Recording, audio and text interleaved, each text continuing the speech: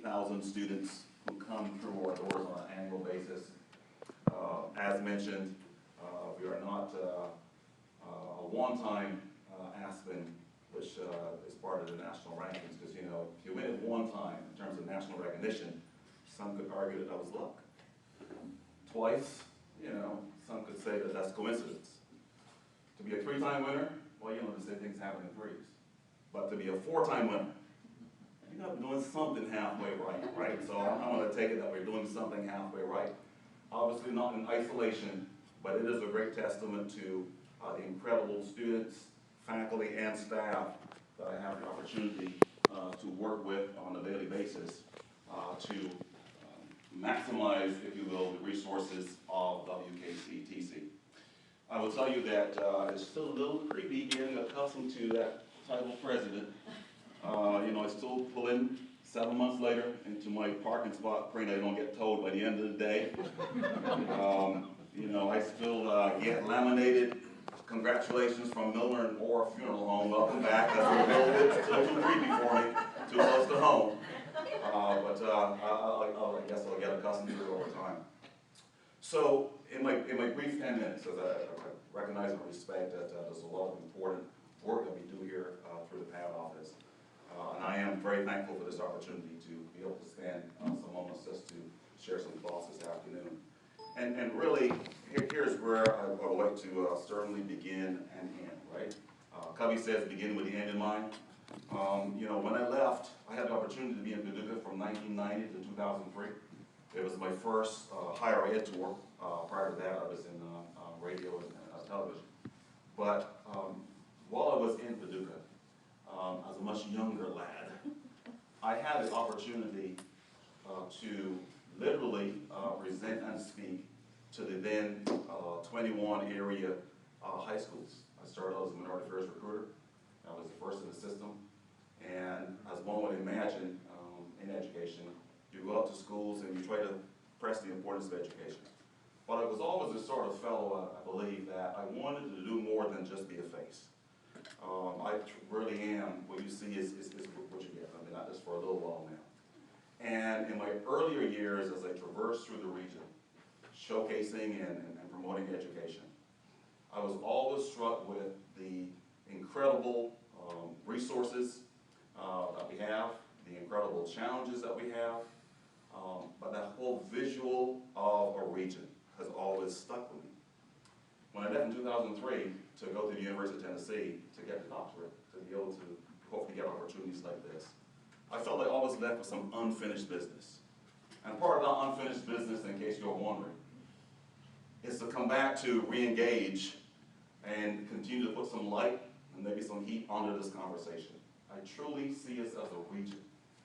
And likewise for the college, I see the importance of a regional scope for our college. Just as Murray State is a regional comprehensive university, we have a beautiful partnership, 2+2 collaboration with them.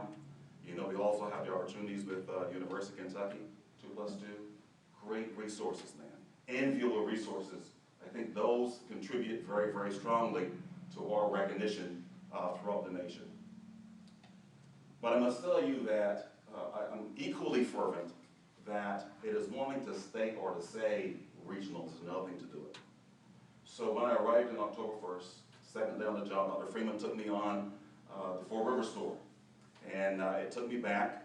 It's been many, many moons since I was in Carlisle County. I remember when I first arrived, I found Carlisle County without a GPS. That was back in 1990. That was pretty good. That was good.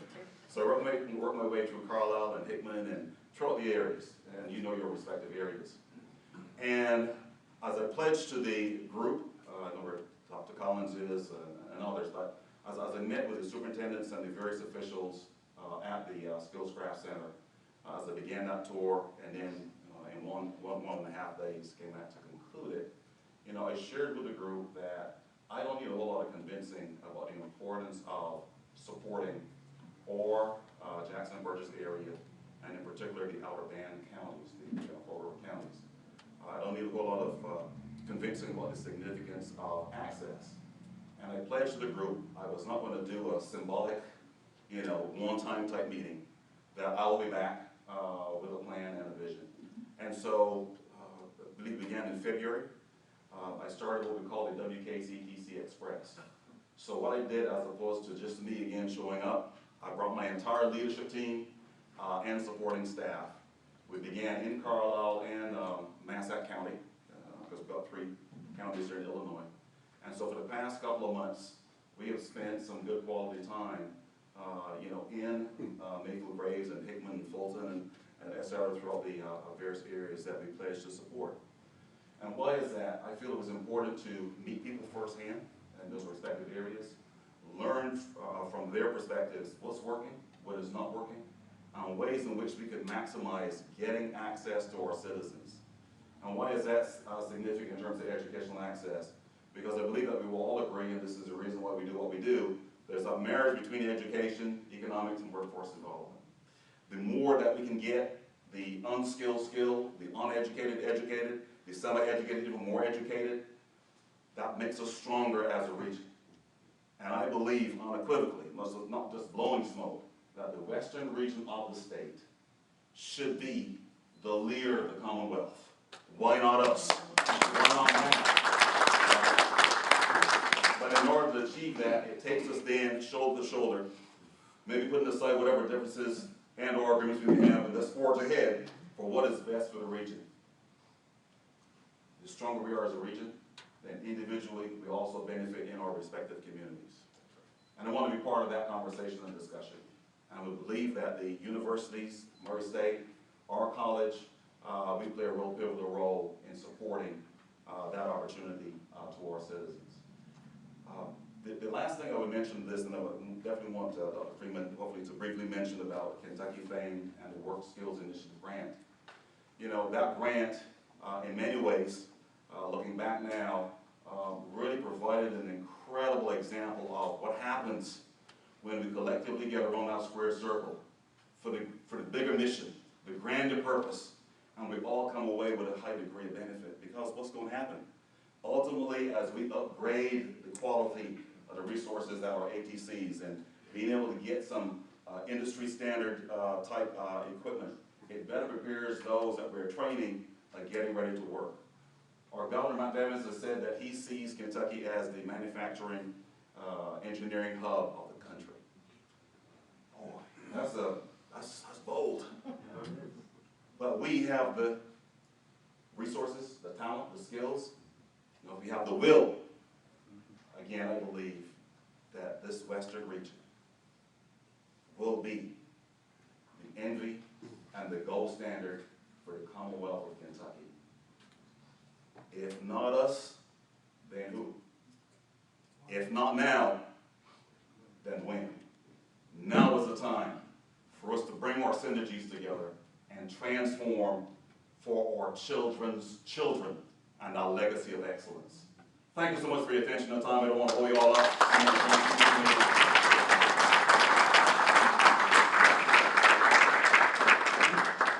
I'm going to be very brief, but I do want to say I would really be remiss if I didn't say what a pleasure it was to work with Dr. Reece and how he has come on board. We were in the middle of 5 major initiatives. He had a full head of hair.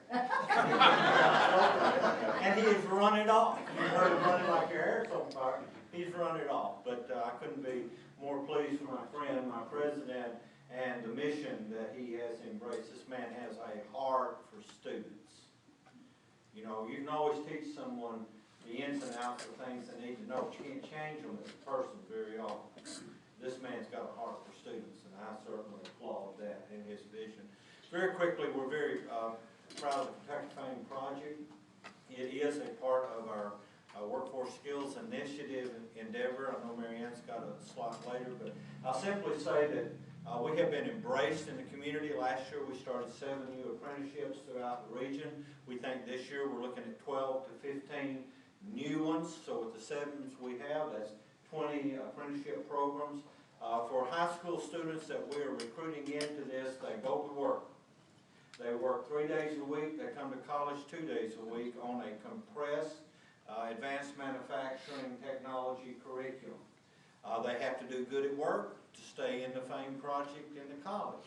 They have to make good grades in the college to keep their job at work. At the end of it, they graduate with this 2 years of experience at work, at least 24 hours a week. They have no college debt, and they're ready to transition on toward a 4-year degree or to transition into the workplace. This year we've had some new industries come on. Briggs and Stratton out of Callaway County. Mark Manning, thank you for your inroads up there, is coming on board with us. Senair is coming on board with us. Harper Industries coming on board with us. Arch Environmental is coming on board with us. We have Kaiser and Saputo.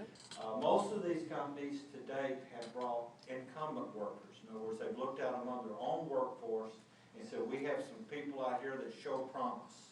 And we're going to arrange it in their schedule so that they can gain this skill set. It is a multi-crafted skill set. So we could not be more pleased with the growth that we're experiencing out there. Vanderbilt Chemicals is a member of it. And we're just very pleased with where that is going.